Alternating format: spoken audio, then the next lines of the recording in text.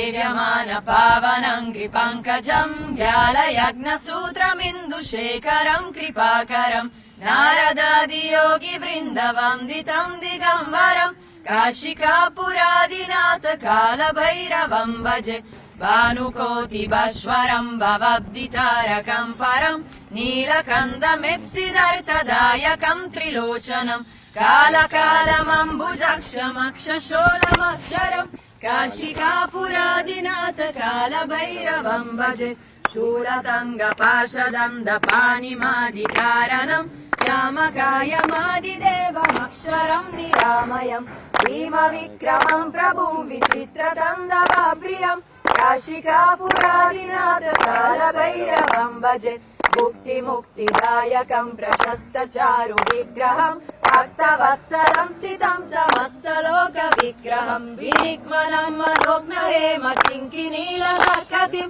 काशिकापुरादिनाथ कालभैरवं भजे धर्मसेतुपालकं त्वधर्ममार्गनाशकं धर्मपाशमोचकं सुशर्मदायकं विभुं स्वर्णवर्णशेषपाशशोभितङ्गमण्डलं काशिकापुरादिनाथ कालभैरवं भजे रत्नपादुका प्रभाविरामपादयुग्मकं नित्यमद्विधेयमिष्टदेवतं निरञ्जनं मृत्युदर्पणाशनं करालदं स्त्रमोक्षणं काशिकापुरादिनाथ कालभैरवं भजे अट्टहासभिन्नपद्मगन्धकोशसन्ततिं वृष्टिपादनष्टपापजालमुग्रशासनम् अष्टसिद्धिदायकं कपालमालिकाधरं काशिकापुरादिनाथ कालभैरवं भजे भूतसङ्गनायकं विशालकीर्तिदायकं काशीवासलोकपुण्यपापशोधकं विभुं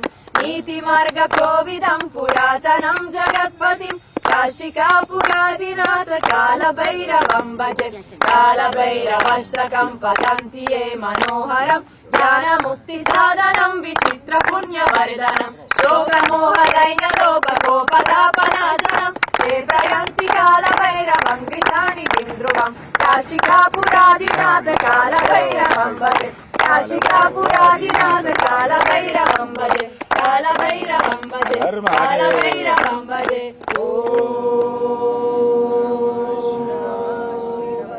हरे हर हरे